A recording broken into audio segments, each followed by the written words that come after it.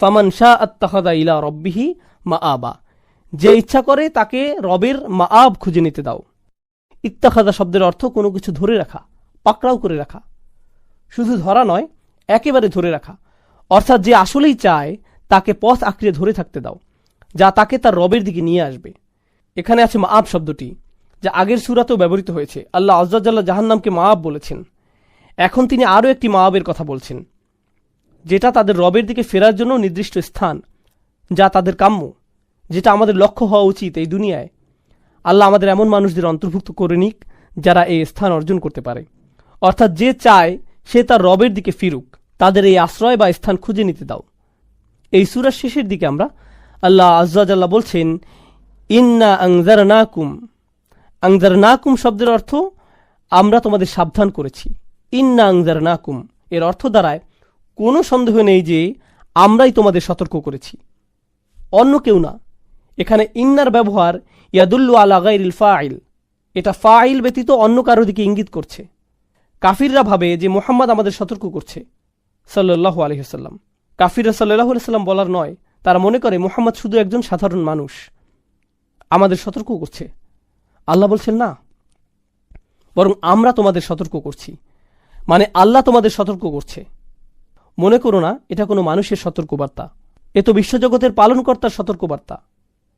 ইন্না আনজারনাকুম আযাবান করিবা, এমন এক শাস্তি যা অতি নিকটে। অন্য জায়গায় আল্লাহ বলছেন, ইন্নাহুম ইয়ারাউনাহু বাঈদান ওয়া নারাহু করিবান, তারা এটাকে অনেক দূরে দেখছে কিন্তু আমরা দেখছি নিকটে। আযাবান করিবান, আমরা এই সম্পর্কে আগেও আলোচনা করেছি, মনে আছে? কাল্লা সায়ালামুন সুম্মা কাল্লা সায়ালামুন, এখানে সা ছিল অতি নিকটে বোঝার জন্য, এখন পরিণতিও অতি নিকটে বোঝাচ্ছে। ইয়াউমা ইয়ানজুরুল মারউ মা কদ্দামাত ইয়াদাহু, যখন প্রত্যেক মানুষ দেখবে যে তার হাত আগে কি পাঠিয়েছিল। এটি কোরআনের মত প্রকাশের একটি রীতি, যা সাধারণত ভুলভাবে অর্থ করা হয়। সাধারণ ইংরেজিতে কেউ যদি ইংরেজি ভাষাভাষী অঞ্চলেও বড় হয়ে থাকে, আপনার হাত আগে যা পাঠিয়েছে এমন কোনো বাক্য তার বোধগম্য হবে না। এটা বুঝতে হলে সামান্য হলেও ব্যাখ্যার প্রয়োজন হবে। এর দ্বারা মূলত বোঝায় আমাদের বেশিরভাগ কাজ সম্পাদিত হয় আমাদের হাত দ্বারা, আর হাত দ্বারা সম্পাদিত কাজসমূহ অবশ্যই রেকর্ড করা হয় এবং সেগুলো সম্মুখে প্রেরিত ও আর্কাইভ করা হয়। এই আর্কাইভ থেকে অবশ্যই আমাদের কৃতকাজ বের করে আনা হবে এবং প্রদর্শন করা হবে এমন একটি দিনে, যে দিনটি সামনে আসছে, অর্থাৎ কাজগুলো সম্মুখে প্রেরিত হয়েছে, আর যখন আপনারা সামনে এগিয়ে সেই দিনে পৌঁছবেন সেগুলো আপনাদের দেখানো হবে। কদ্দামাত ইয়াদাহু এর এটাই ব্যাখ্যা। তো প্রত্যেক মানুষ সেদিন নিজের আগে পাঠানো কাজকর্ম দেখতে পাবে। ফলস্বরূপ কাফিররা বলবে, ইয়া লাইতানি কুনতু তুরাবা। ইংরেজি ভাষায় ইয়া লাইতানি শব্দটার ব্যাপকতা বোঝার মতো কোনো শব্দ নেই। অনুবাদ সাহিত্যের এটাই একটা বড় সমস্যা। আধুনিক ভাষা ব্যবহারের ক্ষেত্রে আমরা প্রাচীন ভাষাগুলোর তুলনায় অনেক কম স্পষ্ট। প্রাচীন ইংরেজিতে এমন অনেক শব্দ আছে যেগুলো এখন আর আমরা ব্যবহার করতে পারি না, যেমন উ ইজ মি। প্রাচীন ইংরেজিতে শব্দটি ছিল, কিন্তু বর্তমানে কেউ যদি এটি ব্যবহার করে, কেউ আপনার কথাকে গুরুত্বের সাথে নিবে না, তাই আমরা এটা আর ব্যবহার করতে পারছি না।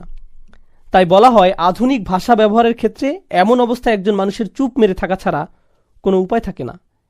ইয়া লাইতানি যদি আপনার বর্তমানে ব্যাখ্যা করতে হয়, বলতে হবে কোনো মানুষের এমন অবস্থার কথা যে কিনা এতটাই ভীত, এতটাই দুঃখিত, এতটাই উত্তেজিত যে বলার মতো তার কাছে কোনো ভাষা নেই।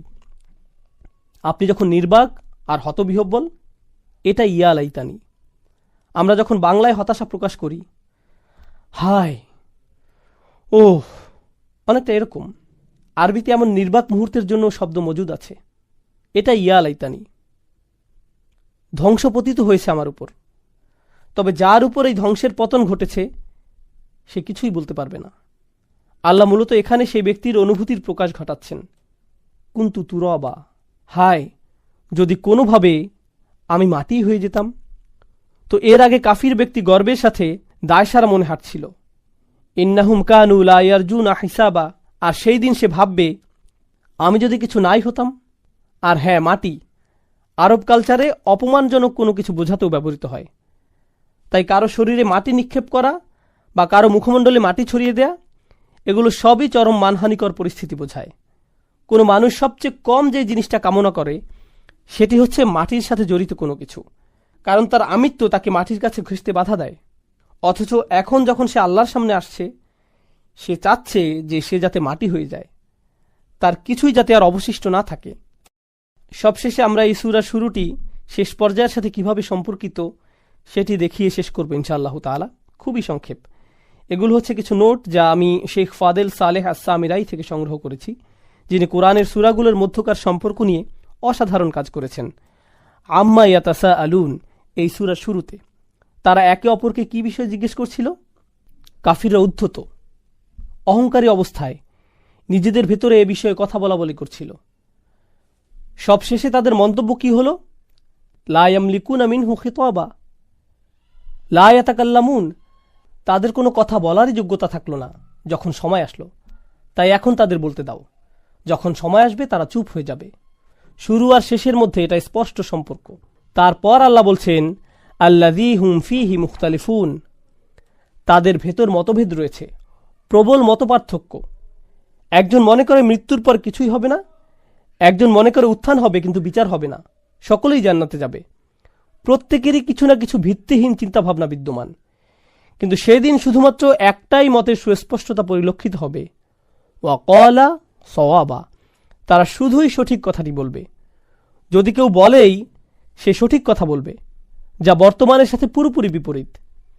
পরিশেষে আল্লাহ তাদের সতর্ক করছেন, সুম্মা কাল্লা সায়ালামুন, না না, তারা শীঘ্রই বুঝতে পারবে, তাদের কথাবার্তার পরিণাম জানতে পারবে।